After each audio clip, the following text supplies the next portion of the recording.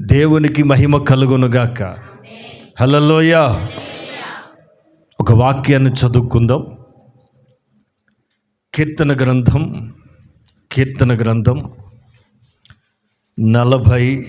42వ కీర్తన మొదటి 2 చరణాలు. అందరూ బైబిల్ తీసి గమనించాలి. దేవా,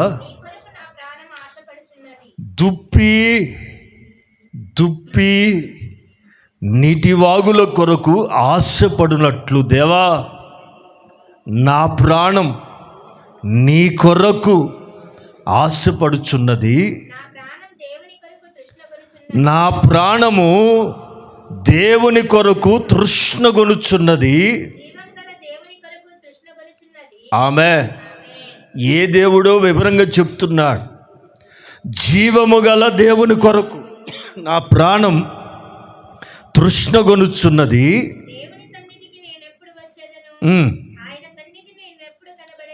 ప్రైజ్ ది లార్డ్. తల పైకెత్తండి, చక్కగా వాక్యం విందాం. కోరాహు కుమారులు కీర్తన రాస్తూ వారి ప్రాణం ఏం కోరుకుంటుందో చక్కగా రాశారు. ప్రాణం కోరుకుంటుంది అంటే, ప్రాణం అంటే బ్లడ్. మన ప్రాణం దేనిలో ఉందో తెలుసా అమ్మా? రక్తంలో ఉంది. రక్తమే మన ప్రాణం. రక్తం కనుక మనలోంచి పోతే చచ్చిపోతాం. రక్తమే ప్రాణం. రక్తంలో పుట్టిన కోరిక మనిషిని ఎక్కడికైనా తీసుకెళ్తుందండి. కొంతమంది ఫ్యాక్షనిస్టులు ఉంటారు, మావోయిస్టులు ఉంటారు, నక్సలిజం ఉంది.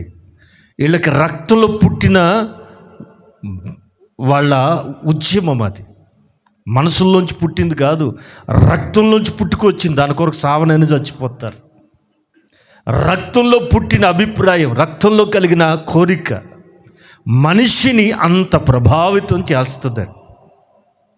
అయితే లోకంలో రకరకాల మనుషులు రకరకాల వాటి కొరకు ప్రయాసపడుతున్నారు. మనం దేని కొరకు ప్రయాసపడాలి తెలుసా? నీ ప్రాణం ఏంటి కోరుకోవాలో తెలుసా? వేటిని ఈ భక్తులు చక్కగా రాశారండి.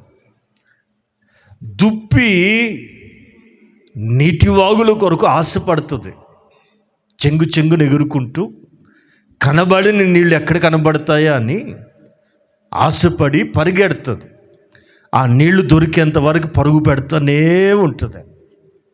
అదిగో అలాగా వారి ప్రాణం అట చక్కగా రాస్తుంటారు. దేవా, నీ కొరకు నా ప్రాణము ఆశపడుతుంది. రెండోది తృష్ణగొనుచున్నది అని రాశారు. ఆశపడటం వేరు, తృష్ణగొనటం వేరండి. ఆశ అంటే అప్పటికప్పటికే, అప్పటి వరకే. తృష్ణ అంటే ఎప్పటికీ తీరనిది. ఆమె ఎప్పటికీ తీరని బలమైన కోరిక తృష్ణ. అయితే ఇక్కడ ఏమంటాడంటే, నా ప్రాణము దేవుని కొరకు తృష్ణగొనుచున్నది. ఏ దేవుడు? దేవుడు అని చాలామంది ఉన్నారుగా. హల్లెలూయా, హల్లెలూయా. ఏ దేవుడు ఆయన? ఆమె. మరి నీ ప్రాణం? ఈ మాట చదివాం కదా, బాగుంది కదా. మరి నీ ప్రాణం ఏ దేవుని కొరకు తృష్ణ కొనాలి? జీవము గల దేవుని కొరకు. జీవము గల దేవుని కొరకు మీ ప్రాణం తృష్ణగొనుగాక. Praise the lord. ఈ పూట మన వర్తమానం చివరి 2 భాగాలు. చివరి 2వ వాక్యంలో ఆఖరి మాట, ఈ తృష్ణగొన్నవాడు, ఆశగొన్న వాళ్ళు ఓ చక్కని తీర్మానానికి వచ్చారు. దేవుని సన్నిధికి నేను ఎప్పుడు వచ్చేదను? అండర్లైన్. ఒక ప్రశ్న వాళ్ళకి వాళ్ళే వేసుకుంటున్నారు. జీవము గల దేవుని సన్నిధికి నేను ఎప్పుడు వచ్చేదను? ఆయన సన్నిధిని నేను ఎప్పుడు కనబడతాను అని ప్రశ్నలు వాళ్ళకి వాళ్ళే వేసుకుంటున్నారు. 2 ప్రాముఖ్యమైన మాటలు అక్కడ కనబడుతున్నాయండి. దేవుని సన్నిధికి ఎప్పుడు వచ్చేదను, ఆయన సన్నిధిని ఎప్పుడు కనబడతాను అనే ప్రశ్న వాళ్ళని పరీక్షించుకునేటట్టుగా చేసింది. ఇంత ఆశ కలిగిన వాళ్ళు ఎక్కడికి రావాలని కోరుకుంటున్నారండి? ఇంత తృష్ణ కలిగిన వాళ్ళు ఎక్కడికి నడిపించబడాలని కోరుకుంటున్నారు? దేవుని సన్నిధిలో కనబడాలని. దేవుని సన్నిధిలో ఎప్పుడు కనబడతానా అని, దేవుని సన్నిధిలో నేను ఎప్పుడు వస్తానని వాళ్ళే కోరుకుంటున్నారండి. ఆ తృష్ణ వాళ్ళని ఎక్కడికి నడిపించిందంటే, దేవుని సన్నిధికి ఎప్పుడు వచ్చేదను, ఆయన సన్నిధిని ఎప్పుడు కనపడేదను. ఇప్పుడు మనం కూడా ఈ ప్రశ్నలు వేసుకోగలిగితే మీ ఆత్మకు ఎంతో క్షేమం అండి. ఎప్పుడు వస్తున్నారు అమ్మా? ఎప్పుడు వస్తున్నారు? టైం ఎంత? మనం పెట్టుకున్న టైం చూసారా? మేధావులు ఎవరు? నోరు మేతపురం. అమ్మా అనుకున్నది ఎప్పుడురా? 10 గంటలు. మరి ఎప్పుడు వచ్చేదరు? ఎప్పుడు వస్తుంది అమ్మా? ఈ వారంతో కథం 10 అంటే సరే, మీరు మాట మీద ఉంటే నేను కూడా మాట మీద ఉంటా. ఎన్ని గంటలకు పంపాలి మిమ్మల్ని అమ్మా? 1 అమ్మ బాబోయ్ 12, వచ్చేది 10, వెళ్ళేది 12. 1 గంటకు పంపుతా. రైట్, మీరు మాట మీద ఉండండి, నేను కూడా. మనం మాట మీద ఉండాలి. ఎంతమంది 10కి వస్తారు చెప్పండి ఇప్పుడు?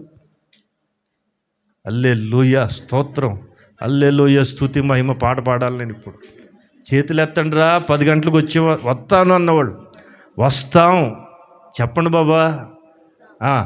మీరు అందరూ వస్తే నేను పంపుతా. Okay, praise the lord. దేవుని సన్నిధికి ఎప్పుడు వచ్చేదను? Praise the lord. తల్లపైకి ఎత్తాడు. ఇది ఒక ఆశీర్వాదకరమైన అనుభవం అండి. విన్నారా? సన్నిధి. తృష్ణ కలిగిన వాళ్ళ ఆశ ఎక్కడ తీర్చబడుతుందో తెలుసా? సన్నిధిలోనే. ఈ రోజున మందిరం యొక్క విలువ తెలియక, సన్నిధి యొక్క గొప్పతనం అర్థం కాక చాలామంది ఏదో మొక్కుబడిగా, డ్యూటీకి వీలు కాకపోతే పొద్దున్న చీకట్లో పడిపోయి అమ్మయ్య అయిపోయింది ఒక తంతు అన్నట్లుగా వెళ్తున్నారు, వెళ్ళిపోతున్నారు. నా మాటలు కొంచెం జాగ్రత్తగా వినాలి. 6 దినములు మనం కష్టపడాలి.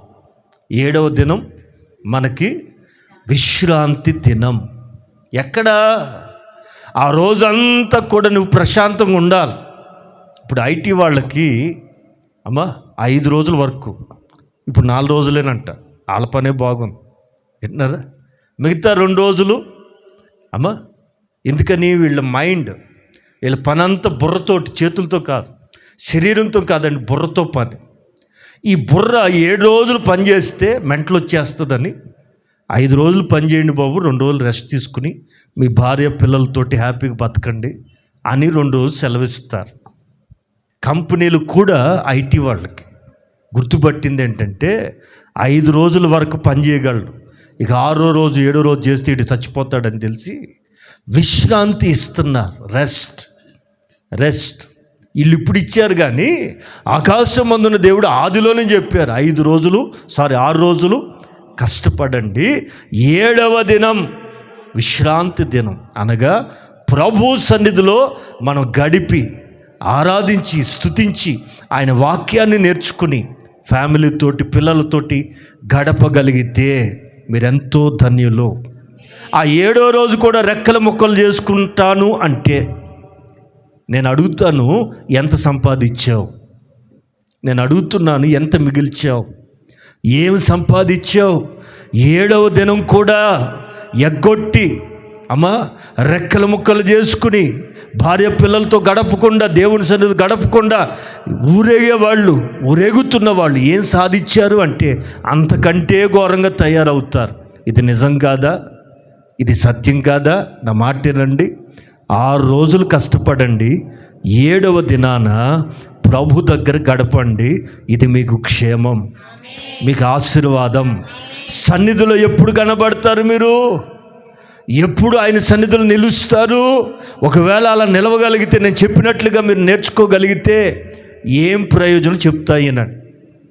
సన్నిధిలో నిలబడితే, సన్నిధిలో నువ్వు కనబడగలిగితే, సన్నిధికి ఇచ్చే ప్రాధాన్యత నువ్వు ఇవ్వగలిగితే దేవుడు మిమ్మల్ని ఎలా మలుస్తాడో 2 మాటలు చెప్తాను. మనసారా ఈ మాటలు ఆలకించాను. కీర్తనకాడు దుప్పి నీటి వాగుల కొరకు ఆశపడినట్లుగా తన ప్రాణం తృష్ణగొన్న ఆ వ్యక్తి ఎక్కడికి వస్తున్నాడు? ఎక్కడ కనబడాలని కోరుకుంటున్నాడండి? సన్నిధిలో. ఆమె ఆమె రైట్. ఇక్కడ మీకు మంచి మాట చెప్తాను. మనం దేవుని సన్నిధిని ప్రేమించే వారమై ఉండాలి. అమ్మా, ఎవరిని ప్రేమించాలి మనం? The presence of the lord. ఇక్కడ మన మధ్యలో ఎవరున్నారో తెలుసా? 2, 3 కలిస్తే చాలట, నేను వారి మధ్యలో ఉంటానని. మరి ఇంతమంది ఇక్కడ కూడుకున్నప్పుడు మన మధ్యలో ఖచ్చితంగా ఉన్నది ఎవరో తెలిసిన? The presence of the lord. ఆమె మన మధ్యలో ఏముంది? అర్థమవుతుందండి? మన మధ్యలో ఏముందో తెలుసా? ఏముంది? ఆమె ఆమె ఆమె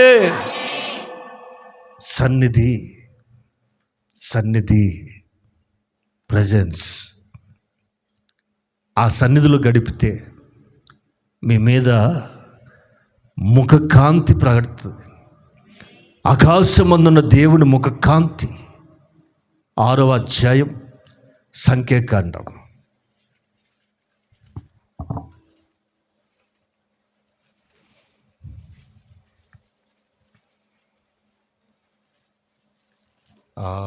అదే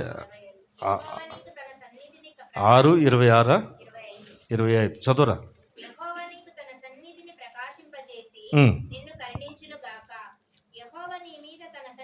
ఆ 23 నుంచి చదువున్నానా? మీరు ఇశ్రాయేలీయుల్ని ఇలా ఆశీర్వదించాలి. విన్నారండి? సేవకులతో ప్రభు చెప్పిన మాట ఏంటంటే, మీరు ఇశ్రాయేలీయుల్ని ఇలా దీవించాలి. చేతులెత్తి దీవించే అర్హత దేవుడి తర్వాత ఎవరికి ఇవ్వబడింది? దైవ సేవకులకు మాత్రమే. ఎవరు పడితే వాళ్ళు మీ నెత్తి మీద చేతులు పెట్టకూడదు. మీకు రహస్యం చెప్పనా? వాళ్ళలో దెయ్యాలుంటే మీ మీద కోల్తాయి. అందుకని ఎవరితో పడితే వాళ్ళతో చేతులు పెట్టించుకోకండి. మీకు తెలియదండి. అభిషిక్తులైన అర్హత కలిగిన దైవజనులతోనే మీరు ప్రార్థన చేయించుకోవాలి. ఎవరు పడితే వాళ్ళతో కాదు. అర్థమవుతుందండి? నియమించబడిన ప్రతిష్టత కలిగిన అహరోను సంతానంతో ప్రభు చెప్పారు, మీరు ఇశ్రాయేలుని ఇలాగూ దీవించాలి. ఏమని? ఆమె తన సన్నిధి కాంతి ప్రకాశింపజేసి, ప్రైజ్ ది లార్డ్, హల్లెలూయా. చదువు 26 చదువు. నీ మీద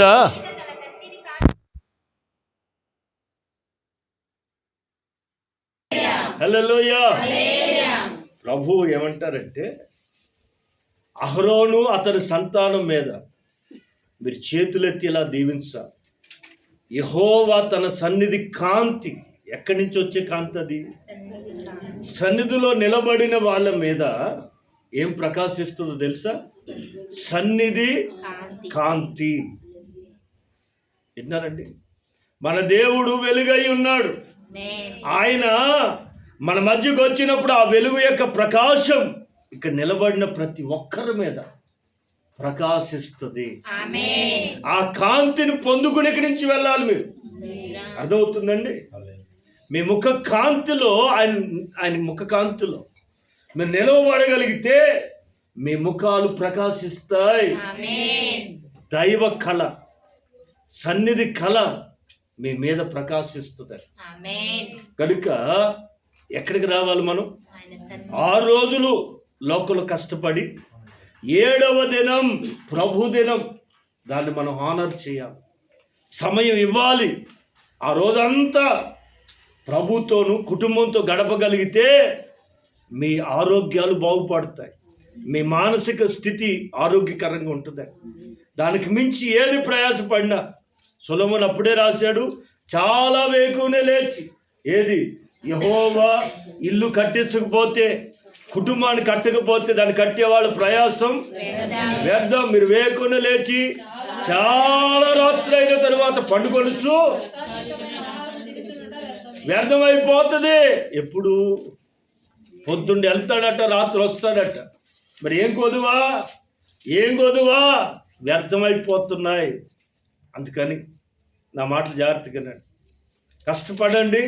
సన్నిధికి ఇచ్చే ప్రాధాన్యత ఈ సంవత్సర ప్రారంభంలో మరలా జ్ఞాపకం చేస్తున్నా. నీవు నీ కుటుంబం ఇలా చేసి చూడండి, మీ కుటుంబాలు ఆశీర్వదించబడిపోతుంది అన్నాడు.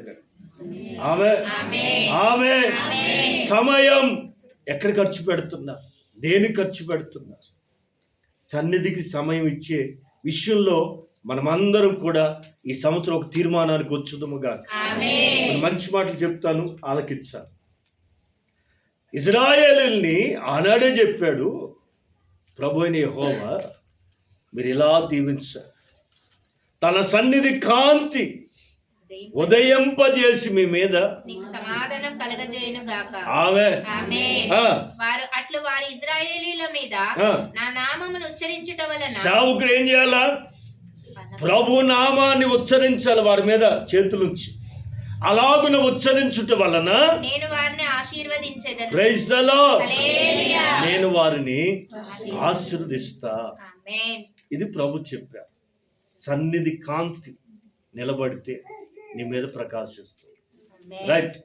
ఇక్కడికి నిలబడాలి అంటే దేవుణ్ణి ప్రేమించేవారై ఉండాలి. ఎంతమంది దేవుణ్ణి ప్రేమిస్తున్నారు?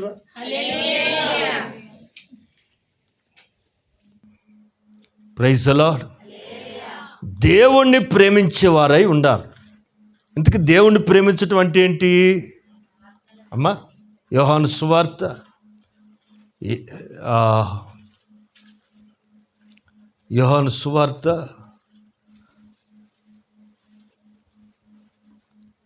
17వ అధ్యాయం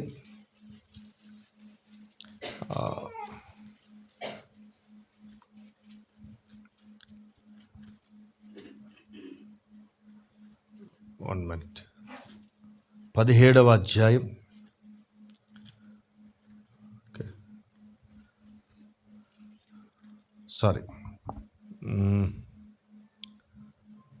రైట్ 14వ అధ్యాయం యోహాను సువార్త 14వ అధ్యాయం 14వ వాక్యం చదువుదాం. 14-15. Praise the lord. యేసు ప్రభు చెప్తున్న మాట గమనించాలి.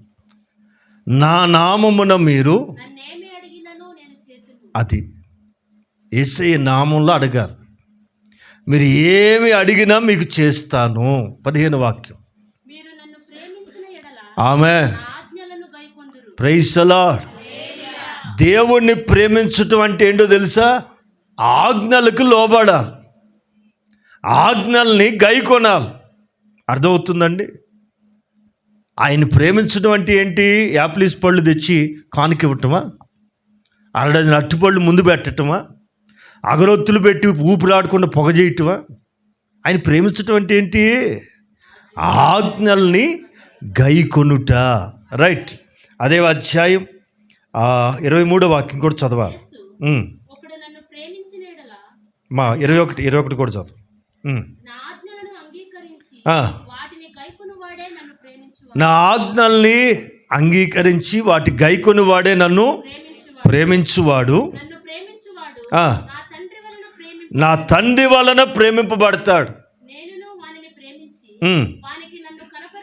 అది యేసు ప్రభు నీకు దగ్గరగా రావాలంటే, నీకు ప్రత్యక్షం అవ్వాలంటే, కనబరుచుకోవాలంటే తను తాను నీవు ఖచ్చితంగా ఆజ్ఞల్ని ప్రేమించే వ్యక్తివై ఉండాలి. దేవుణ్ణి ప్రేమించటం అంటే ఒకటేనండి, ఆజ్ఞలను ప్రేమించాలి, ఆజ్ఞల్ని గైకొనాలి. అలా గనక నువ్వు ఆయన ప్రేమించినట్లయితే తండ్రి వలన ప్రేమింపబడతావు. ఆమేన్. ఆమేన్. రైట్. ఇంతకు ఎంతమంది దేవుని ప్రేమిస్తున్నారు? చేతులు ఎత్తి స్తోత్రం చెప్పండి. హల్లెలూయా. దేవుని ప్రేమించడం అంటే అర్థం ఏంటండి? ఆజ్ఞల్ని గైకొనడం. రైట్. దేవుణ్ణి ప్రేమిస్తే మీకేం కలుగుతుంది? సామెతల గ్రంథం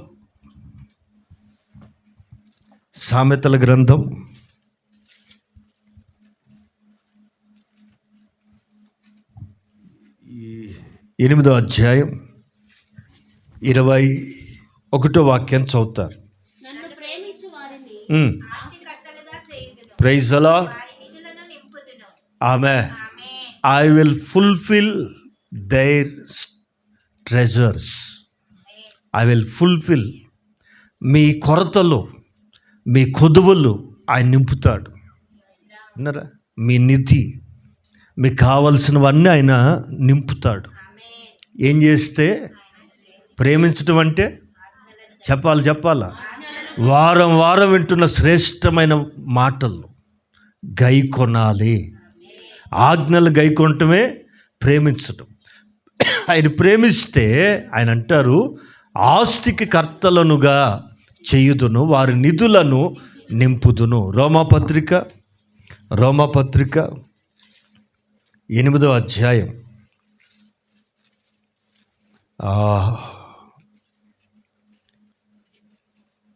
28.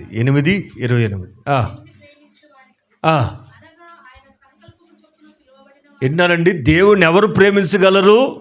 సంకల్పము చొప్పున పిలువబడిన వారు. మనం అందరం కూడా ఆయన సంకల్పంలో ఉన్నాం. ఆయన సంకల్పము చొప్పున పిలువబడిన వారికి ఏం కలుగుటకై? మేలు కలుగుటకై నిధులు నింపబడతాయి, సమకూర్చబడతాయి. విన్నారా? సమస్తం సమకూడి జరుగుతుంది, కలిసి వస్తుంది. నీకు కావలసిన సమయంలో కావలసినవన్నీ ఎదురుగా వస్తాయి. ఆమేన్. ఏది? ఇస్సాకు కొరకు ఎలియాజరు, అంతేనా? ఎలియాజరు ప్రార్థన చేసుకున్నాడు బావి దగ్గర. అయ్యా, నా యజమానికి కావాల్సిన కోడలు ఇక్కడికి వచ్చి నీకు నీళ్లు పోస్తా, నీ పశువులకు ఒంట్లకు కూడా నీళ్లు పోస్తానని ఎవరైతే నాతో చెప్తారో ఆమె నా యజమానుని కుమారునికి భార్య అవుతుంది అని చెప్పి తనలో తాను ప్రార్థన చేసుకున్నాడు. తను అనుకున్నట్లుగానే ఒక చిన్నది కడవ ఎత్తుకుని వచ్చి ఆమె అంటదయ్యా, దాహానికి నీళ్లు పోయమంటావా? అవునమ్మా పోయి. ఆమె అంటది, నీకే కాదు నీ ఒంటలకు కూడా తోడిపోస్తా, కడుపు నిండా నీళ్లు తాగయ్యా అని చెప్పి తను ఏదైతే మనసులో ప్రార్థన చేసుకున్నాడో సమకూడి ఎదురొచ్చినాయి. ప్రియులారా, మీ జీవితాల్లో కూడా మీరు అలా ఎదురు చూడండి, అలా దేవుని ప్రేమిస్తూ ఉండండి. మీ నిధులు నింపబడతాయి, మిమ్మల్ని ఆస్తికి కర్తలుగా చేస్తాడు. Not only financial. ఆస్తి అంటే అర్థం ఏంటంటే అన్ని విషయాల్లో వర్ధిల్లటం. విన్నారా? డబ్బులు కాదండి ఆస్తి అంటే, బంగారం కాదండి ఆస్తి. అన్ని విషయాల్లో సమృద్ధి, అన్ని విషయాల్లో తృప్తి, ఇది ఆశీర్వాదం. ఆమేన్. ఆమేన్. నీవు ఆయన గనక ప్రేమిస్తే నీ కొరకు అన్నీ సమకూర్చబడతాయి. నీవు కానీ ఆయన ప్రేమిస్తే నిన్ను ఆస్తికి కర్తగా చేస్తాడు. అంత మాత్రం కాదు, నీ నిధులన్నిటినీ నింపుతాడు. ఆమేన్. హల్లెలూయా. సన్నిధి కాంతిలో నిలవబడిన వాళ్ళు ఆయన్ని ప్రేమిస్తారు. ప్రేమింపబడిన వారికి సమస్తం సమకూడి జరుగుతాయి. ఆమేన్. హల్లెలూయా. హల్లెలూయా. హల్లెలూయా. రైట్. 3 ముక్కలు. సన్నిధి యొక్క ప్రాధాన్యత దావీదు ఎరిగిన వాడై 7వ అధ్యాయం 1 సమూయేలు పుస్తకం, సమూయేలు 2వ గ్రంథం 7వ అధ్యాయం 27వ వాక్యంలో మన పితరుడైన దావీదు గారికి దేవుడు సంతానం ఇస్తామని చెప్పాడు.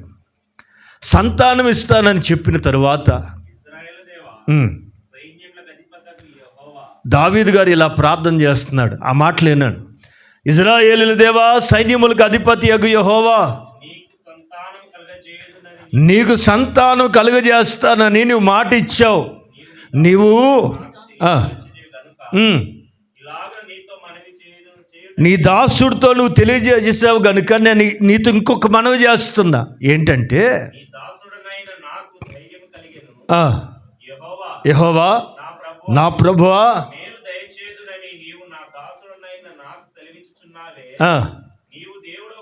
నీవు దేవుడు గనుక ఆమె దావీదు గారు అంటారు, అయ్యా నీవు నాకు మేలు కలుగు చేస్తానని చెప్పావు, నీవు దేవుడు గనుక నీ మాట సత్యం, దేవుడు చెప్పిన మాట నెరవేరుతుంది.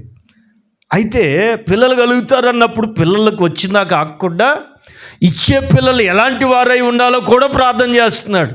ఆమె ఆమె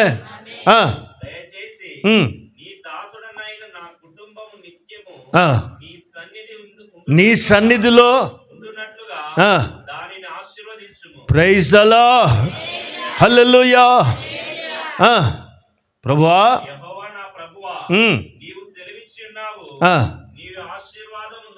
నీ ఆశీర్వాదము నొంది ప్రైజ్ ది లార్డ్. దావీదు ఇంటెన్షన్ ఏంటంటే అతని గుండెల్లో ఉన్న కోరిక, నువ్వు పిల్లల్ని ఇస్తానన్నావు, ఇస్తావు దేవుడు కనుక ఓకే, నువ్వు చెప్తే అది అవుతుంది. అయితే ఆ పిల్లలు ఎక్కడ ఉండాలని కోరుకుంటున్నాడు ఒక తండ్రి. Praise the Lord. నా కుటుంబం ఏం కోరికండి, మహారాజు, well settled but in spirit he wants the presence of God.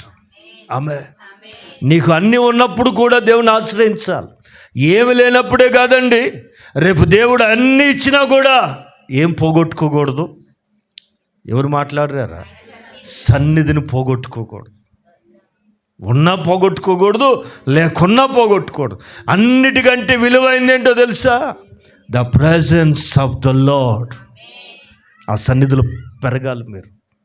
దావీదు తన కుటుంబాన్ని గురించి ఇలా ప్రార్థన చేస్తున్నాడు, అయ్యా నువ్వు సంతానం ఇస్తానన్నావు, నువ్వు దేవుడు కనుక నీ మాట సత్యం. అయితే దయచేసి ఆమె విన్నారా ఏమంట, నీ దాసుడు నేను, రాజ్యానికి రాజును కానీ నేను నీకు మాత్రం. ఏం మాట అండి, ఏం మాట అది? నీ దాసుడనైనా నా కుటుంబం ఎక్కడుండాలట? Praise the lord. దేవుని పిల్లలారా, నీ పిల్లలు ఎక్కడ ఉంటున్నారు? నా మాటేనండి. చిన్నప్పటి నుంచి ఇక్కడ ఉన్న సండే స్కూల్ పిల్లలందరూ కూడా, నాకు తెలిసిన పిల్లలందరూ కూడా ఇక్కడ ఎదిగారు కనుక వాళ్ళు చక్కగా చదువుతున్నారని. డబ్బులుండి కాదు, బ్యాక్గ్రౌండ్ నుండి కాదు, సన్నిధిలో పెరిగిన వాళ్ళు వర్ధిల్లుతారు. ఇది నిజం. రేపు వాళ్ళ భవిష్యత్తు కూడా మీ కళ్ళతో చూస్తారు. ఇది రాసి పెట్టుకోండి. మీ తల్లిదండ్రుల ఊహకు మించి నా దేవుడు ఈ పిల్లల్ని ఆశీర్వదించునుగాక. ఎందుకని? సన్నిధిలో ఉన్న వాళ్ళు వర్ధిల్లుతారు. అర్థమవుతుందా? రాజు అంతటి వాడు, అయ్యా నేను ఎక్కడో గొర్రెలు కాసుకునేవాడిని, మా నాన్న కూడా నేను లెక్కలేని వాడిని, మా అన్నదమ్ములు నన్ను తమ్ముడని నోరారా చెప్పుకోలేని పరిస్థితి, ఇంత దౌర్భాగ్యుడని నైనా నిన్ను సేవించినందుకు, నీ సన్నిధిలో ఉన్నందుకు నన్ను ఇంతగా హెచ్చించావే, ఇంతగా హెచ్చించుటకు నేను ఏ పాటి వాడిని అని కృతజ్ఞత కలిగిన వాడై, నేనే కాదయ్యా నాకు పుట్టబోయే సంతానం కూడా నీ దాసుడనైన నా కుటుంబం ఫరెవర్ ఆమె నిత్యం నీ సన్నిధిలో ఉండునట్లుగా దాన్ని ఆశీర్వదించు. ఆమె మహారాజు పితరుడైన దావీదు ఏమని కోరుకుంటున్నాడు తెలుసా? నా కుటుంబం నీ సన్నిధిలో ఉండునట్లుగా. ఆమె ఎప్పుడు నేను లేకపోయినా నా పిల్లలు నీ సన్నిధిలో ఉండునట్లుగా దాన్ని ఆశీర్వదించయ్యా. సన్నిధి ప్రభావం, సన్నిధిలో ఉన్న మేలు దావీదుకు బాగా తెలుసు. అందుకే ఒక తండ్రిగా ఏమని కోరుకుంటున్నాడు తెలుసా? నీ సన్నిధిలో నా కుటుంబము నిత్యము ఉండునుగాక. ఇదిగో మీ కుటుంబాలు కూడా ఈ సంవత్సరం మొదలుకొని కుటుంబాలుగా సన్నిధిలో నిలుచునుగాక, సన్నిధిలో ఆశీర్వదించబడుదురుగాక. ఆయన ఆశీర్వాదము నొంది నిత్యము ఆశీర్వాదంగా మార్చబడుదురుగాక. ఆమె అబ్రహాం గారు త్రియేక దేవుడు సొదొమ గొమొర పట్టణాలని తగలబెట్టడానికి వచ్చాడు. అబ్రహ్మా, నేను చేయబోయే కార్యం నీకు చెప్పకుండా వెళ్తానా? అదిగో ఆ పట్టణాన్ని గురించి రోజు మొరపెడుతున్నావా? ఆ పట్టణాన్ని తగలబెట్టడానికి వచ్చా అంటే, అయ్యా నేను తగలబెట్టమని కాదు చెప్పింది, అందులో నా సహోదరుడు ఉన్నాడు, వాడిని కాపాడమని కదా. అవును కదా, మరేం చేయమంటావు అంటే ఒక చిన్న ప్రార్థన మొదలెట్టాడు. ఆదికాండం 18వ అధ్యాయం 20వ వాక్యాన్ని చక్కగా చదవాలి.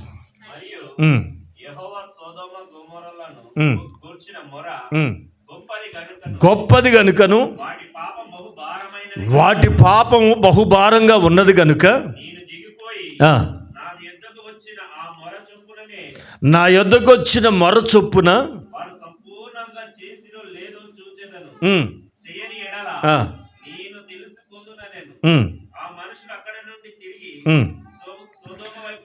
సొదొమ వైపు వెళ్ళిపోయారు.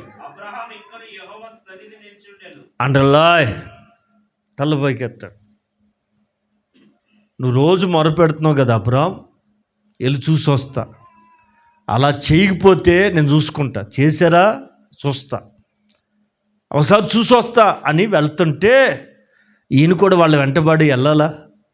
ఏమండి, 3 వ్యక్తులు అక్కడికి వచ్చి చెప్పాల్సింది చెప్పి వెళ్ళిపోతుంటే మర్యాద చొప్పున ఆయన కదలాలా? అబ్రహాము కదలలేదట. ఏం చేస్తున్నాడండి?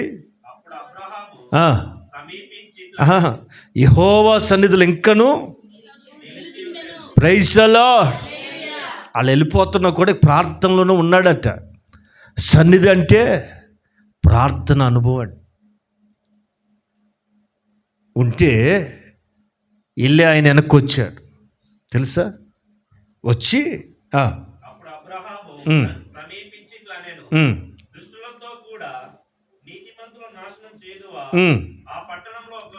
వింటున్నారండి, సన్నిధిలో ఇంకా నిలబడే ఉన్నాడు అబ్రహాం.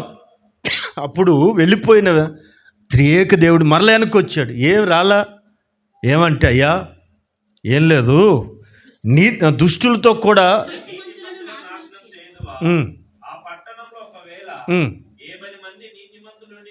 ఇక బేరం మొదలెట్టాడండి. మీకు బాగా తెలుసు, వెళ్ళిపోయే వ్యక్తిని సన్నిధిలో ఉన్న వ్యక్తి వెనక గుంజుకొచ్చాడు. వెళ్ళి చూసి వస్తానన్న వ్యక్తిని వెళ్ళవట్లా. సన్నిధిలో ఇంకా ప్రార్థన చేస్తుంటే అతని ప్రార్థన వెళ్ళిపోతున్న దేవుని వెనక్కి మళ్ళింపజేసింది. ఏమి ఇంకా ప్రార్థన చేస్తున్నావు? వెళ్ళొస్తా అన్నాగా, ఆపొచ్చుగా. లేదయ్యా, చిన్న విషయం ఉంది. ఏంటి చెప్పు? ఆ పట్టణంలో 50 మంది నీతిమంతులు ఉంటే కాపాడుతావా? సర్లే, నువ్వు అడిగావుగా, కాపాడుతాలే. ఇంక బేరం చూడండి, 26వ వాక్యం.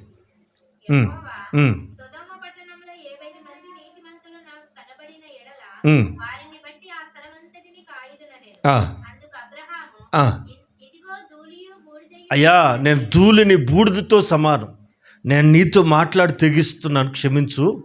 ఆ పట్టణంలో ఇంకొక 5 తగ్గి 45 మంది ఉంటే కాపాడుతావా? సర్లే, అడుగుతున్నావుగా, కాపాడుతాను. ఇంకేమంటాడు తెలిసిన 29వ వాక్యం. అయ్యా ఏమనుకోకు, ఒకవేళ 40 మంది ఉంటే కాపాడుతావా? సరే అంటూ ఉండగానే మరలా ఏమంటాడు 30వ వాక్యం. అయ్యా నువ్వు కోపడినంటే ఇంకొక మాట చెప్పనా?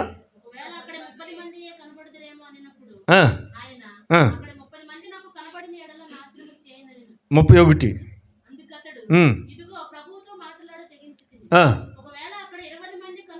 అయ్యా కోపాడుకు, ఒకవేళ 20 మందే ఉన్నారనుకో, ఆ పట్టణం అంతటిని కాపాడుతావా? ఏమిటిరా రాను ఏంటిది? ఏమనుకోకయ్యా, ఎందుకంటే ఆ పట్టణం అలాంటిది నాకు తెలుసు. ఇంకా చివరికి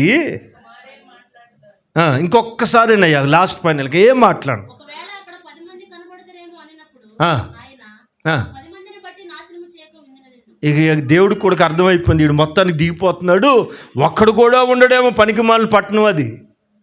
చూడండి, అబ్రహాము ఒక్కడి కొరకు ఆ పట్టణం కొరకు ఎంత ప్రాధాయపడుతున్నాడు. మరి ఇంత పట్టణంలో ఏమండి, 1 కోటి జనాభా మించిన మహాపట్టణం, ఇందులో ఎంతమంది నశించిపోతున్నారు. మనకేది భారం?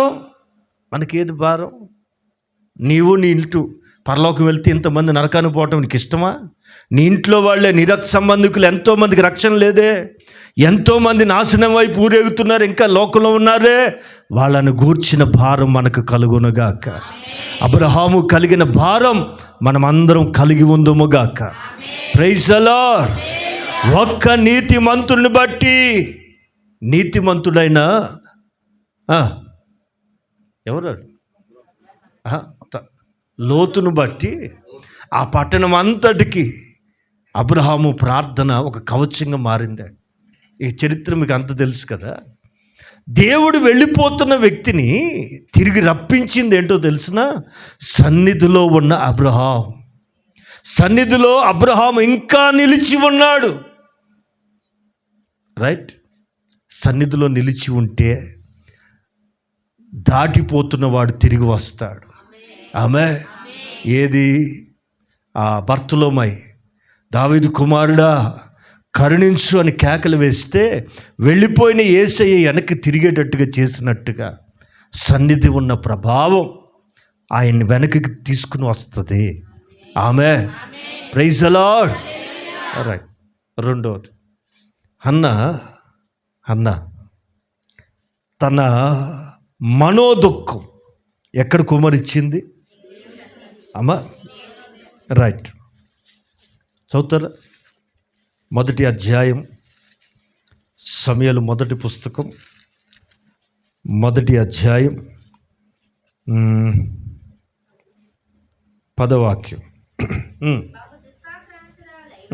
వచ్చి సన్నిధిని ప్రార్థన చేయుచు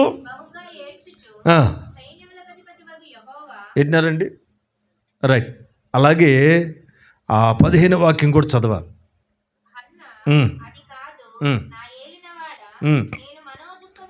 మనోదుఖము గలదాన్నై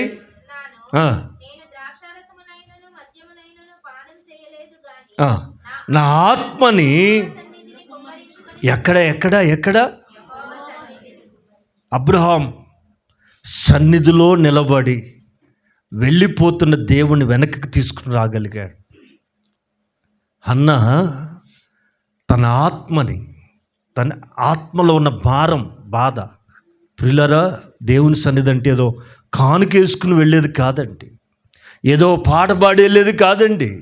మీ హృదయ అంతరంగాల్లో నిద్ర పట్టకుండా చేసే ప్రతి వేదన, ప్రతి సమస్య కుమ్మరించే స్థలం సన్నిధి. ఇది అదండి ప్రియులారా. నీ ఆత్మ ఇక్కడ కుమ్మరించగలిగితే జీవితాలు కట్టబడే గొప్ప స్థలం సన్నిధి. Praise the lord. హల్లెలూయా. హన్న అంటుంది, అయ్యా నేను అలాంటి మనిషిని కాదు, నా ఆత్మని దేవుని సన్నిధిలో కుమ్మరించుకుంటున్నా. రైట్. కుమ్మరించి ఓ చక్కని కొడుకుని కందండి. కొడుకుని కంటే ఏమని మళ్ళా ప్రార్థన చేసింది వాని కొరకు, నువ్వు కానీ ఒక కుమారుని ఇస్తే వాడి తల మీదకి కత్తి రానివ్వకుండా వాడిని ప్రత్యేకపరిచి, ప్రైజ్ ది లార్డ్. హల్లెలూయా, హల్లెలూయా. రైట్. 2వ అధ్యాయం మొక్కుబడి చేసింది కదా, 21వ వాక్యం.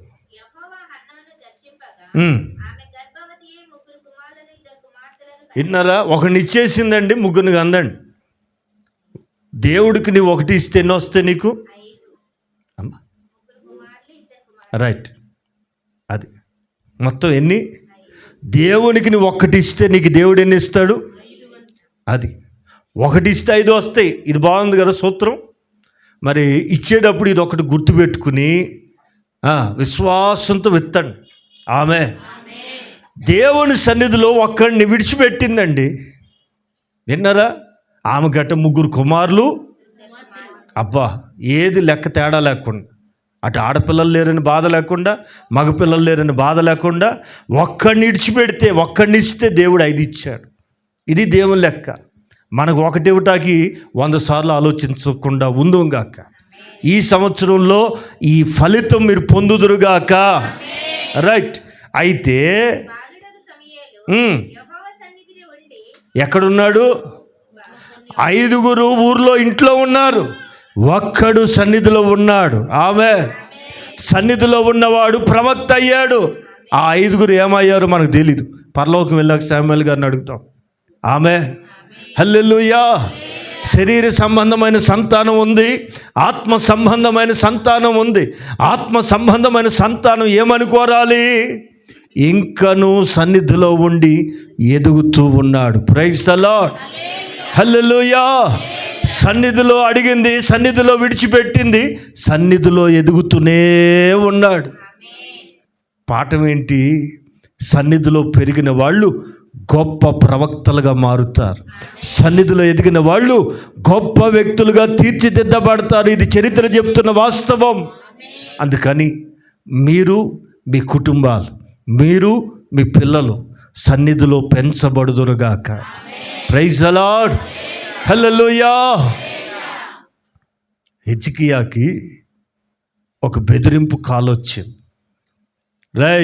రేపటి కల్లా నిన్ను, నీ రాజ్యాన్ని ముక్కలు ముక్కలు చేస్తా అని ఒక ఉత్తరం రాసి, ఒక రాజు బెదిరింపు ఉత్తరం రాశాడు.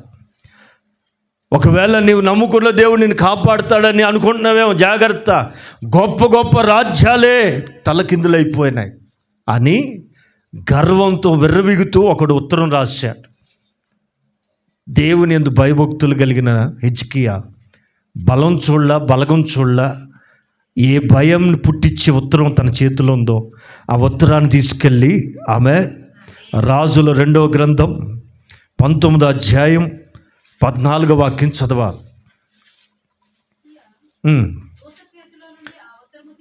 దూత చేతిలో నుండి ఆ ఉత్తరం తీసుకుని చదివి ఏంటారా, నేరుగా ఏ భయాన్ని పుట్టించే వర్తమానం ఆ ఉత్తరంలో ఉందో ఆ ఉత్తరాన్ని తీసుకుని నేరుగా యెహోవా మందిరంలోనికి వెళ్ళి, అండర్లైన్, ఎక్కడిప్పాడు? ఎక్కడ సన్నిధి ఉంటుంది మందిరంలో? ఇదిగో నిబంధన మందసు ఉండే పరిశుద్ధ స్థలం, అనగా ఈ పుల్ఫీట్ మీద నుంచి ఆయన కాంతి మీ మీదకి ప్రకాశింప చేస్తాడండి. వాక్కు ద్వారా తన వెలుగును మీ మీద ప్రకాశింప చేస్తాడు. అందుకని మీ ఏ విన్నపం ఉన్నా, మీకు భయం పుట్టించే వార్తలు, అది బ్లడ్ రిపోర్ట్ అయినా, అమ్మా చెప్పాలా, హాస్పిటల్ రిపోర్ట్లైనా, ఎక్స్రేలైనా ఎక్కడ పరుద్దాం? ఇది చూడు అని ఏడవకండి. బ్లడ్ రిపోర్ట్లు చూసి ఏడవకండి. ఏ రిపోర్ట్ అయినా తీసుకొచ్చి ఎక్కడ పెడతాం? నాకు చూపికండి, నేను మాత్రం ఏం చేస్తా? అమ్మ దేవుడు ఉన్నాళ్ళండి, ప్రార్థన చేయి, చూడు రిపోర్ట్. ఈ ఏడుపులు ఆపి సన్నిధిలో పరచండి. నిన్ను భయపెట్టే రిపోర్ట్ ఏదైనా కానివ్వండి, అది అప్పులైనా ఏదైనా కానీ, ఏ రిపోర్ట్ అయినా తీసుకొచ్చి సన్నిధిలో పరిచినట్లయితే ఆమె నా దేవుని కనుదృష్టి దాని మీదకి వస్తుంది. ఇక్కడ జరిగిన సంభవం ఏంటో తెలుసా? యెహోవా సన్నిధిని పోయి విప్పి పరచి ఇట్లా ప్రార్థన చేశాడు హిజ్కియా. ఏమని? యెహోవా ఇశ్రాయేలీయుల దేవా,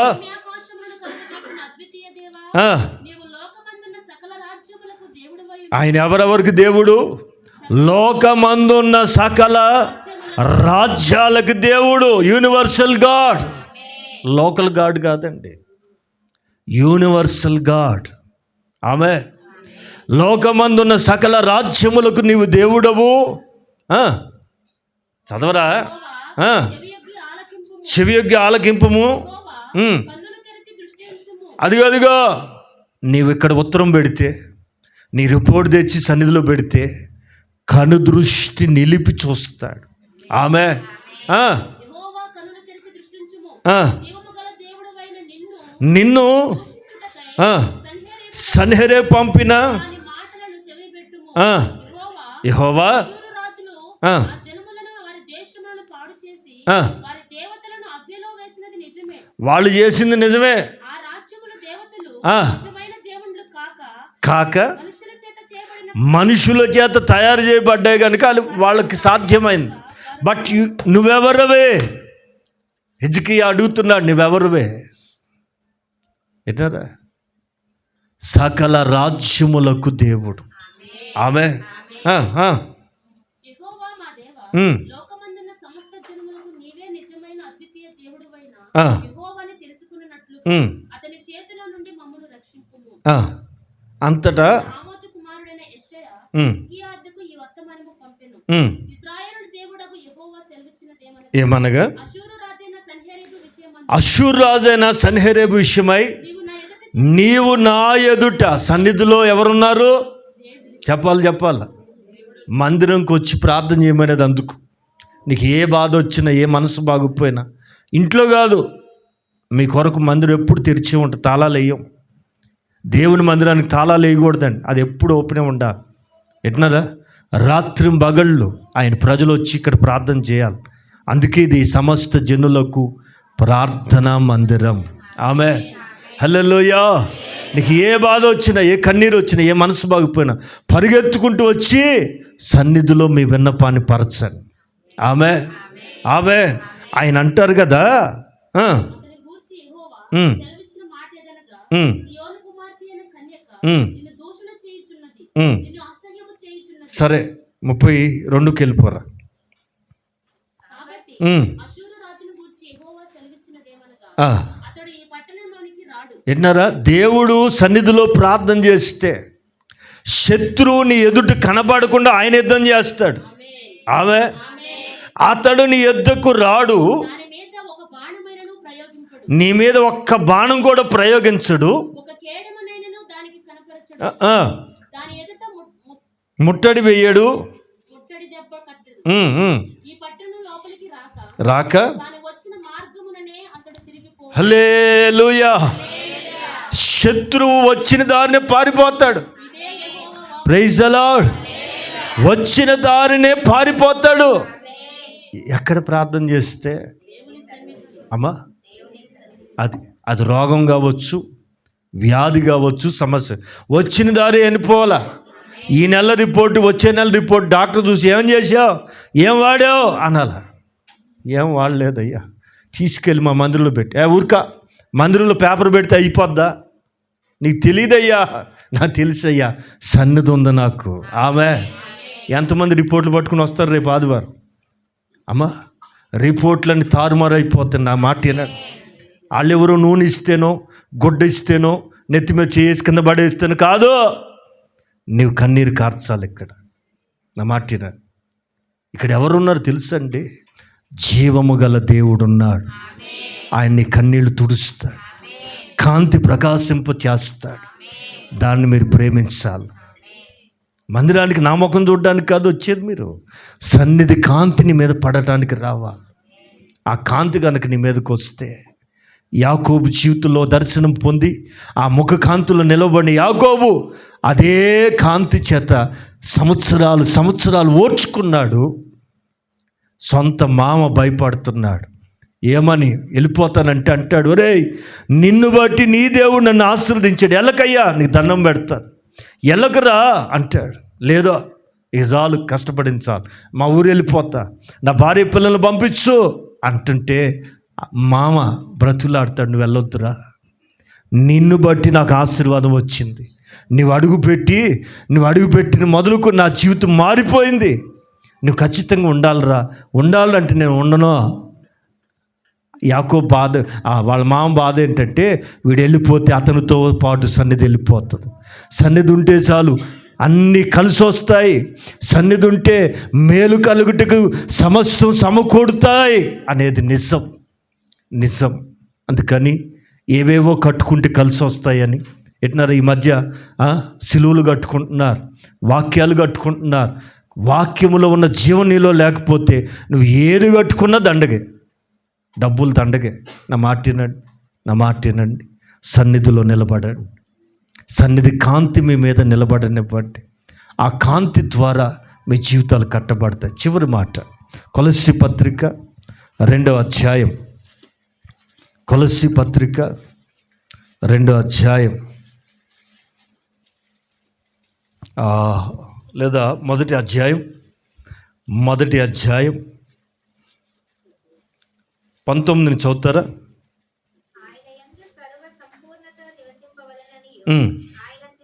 ఆయన శిలువ రక్తం చేత సంధి చేసి ఆయన ద్వారా అనగా యేసు ప్రభు ద్వారా సమస్తమును అవి భూలోకమందున్నవైనను పరలోకమందున్నవైనను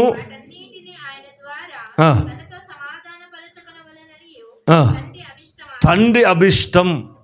ఏంటన్నారా? భూలోకమందున్నవైనను పరలోకమందు ఉన్నవైనను ఆయన ద్వారా సమస్తం తనతో సమాధానపరచుకోవటం తండ్రి అభిష్టం. అయితే మరియు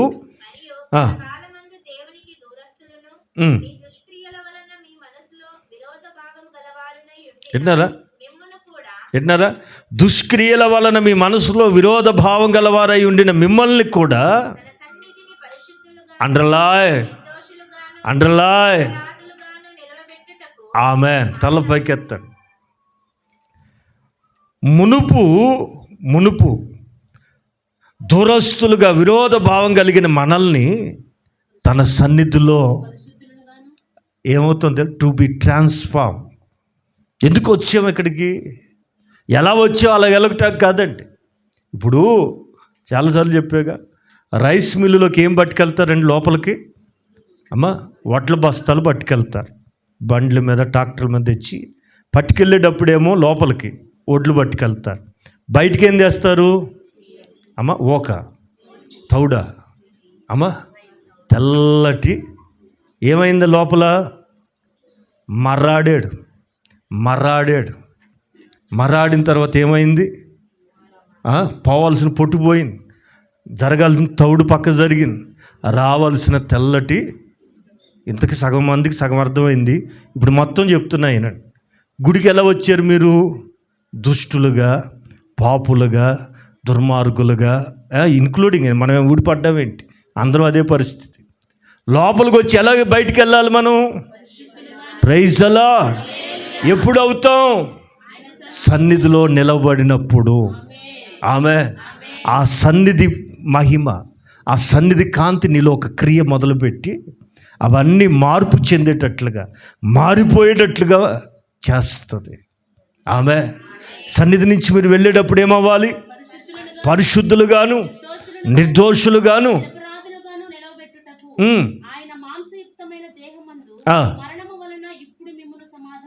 ప్రైజ్ ది లార్డ్. పాయింట్ ఏంటి? సన్నిధిలో నిలబడినప్పుడు నిర్దోషులుగా, నిరపరాధులుగా, పరిశుద్ధులుగా టు బి ట్రాన్స్ఫార్మ్ అవుతారు. ట్రాన్స్ఫర్మేషన్ జరుగుతుందండి. అందుకని క్రమం తప్పకుండా దుప్పి నీటి వాగుల కొరకు ఆశపడినట్లు మీరు కూడా ఆశ కలిగి ఇక్కడికి రండి. ఆమె జీవము గల ఆ మాటలు చదువుతాం. ఆ మాటలు 2వ వాక్యం చదువుతాం. కీర్తన గ్రంథం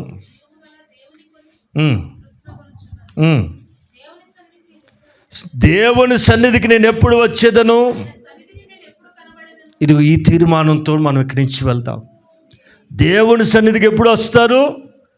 మొదట రావాలి, నీవు వచ్చి సన్నిధిలో కనబడాలి. రెండవది, దేవుని సన్నిధికి నేను ఎప్పుడు వచ్చేదను. ఎప్పుడు కనబడతారు? కొంతమంది మన దగ్గర లేదు కానీ ఆశీర్వాదం వచ్చేటప్పుడు అలా తల ఉంచుకుని ఉంటారు.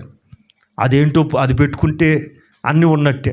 కొంతమంది మహామేధావులు కొన్ని గ్రామాలకు పోతేనండి, ఆశీర్వాదంబుల్ మా మీద, ఆయన రాగం తీసేలోపు వచ్చి కూర్చుంటాడు.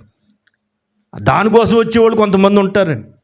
సందా ఏటాకు వచ్చేవాళ్ళు. ఈ కాదండి మనకు కావాల్సింది, కాంతిని మీద కనబడాలి.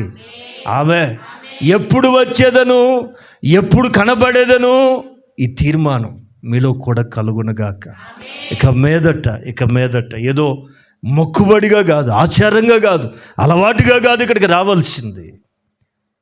టు ట్రాన్స్ఫర్మేషన్, పరిశుద్ధులుగా, నిర్దోషులుగా, నిరపరాధులుగా మార్చబడటానికి నా ప్రభు ఒక తృష్ణతో, ఒక భారంతో, ఆశతో సన్నిధికి నడిపించబడుదురుగాక. సన్నిధికి ఆయన తీసుకుని వచ్చునుగాక. సన్నిధి కాంతి మీ మీద ప్రకాశింపజేసి ఇశ్రాయేలును ఆశీర్వదించిన దేవుడు మిమ్మల్ని ఈ నూతన సంవత్సరంలో తన వాగ్దానము నెరవేరినట్లుగా ఆశీర్వదించునుగాక. ఆమేన్. దేవుడి మాటలు మీ హృదయ అంతరంగాల్లో నీరు కట్టి నెరవేర్చునుగాక. ఆమేన్. ఆమేన్. చక్కని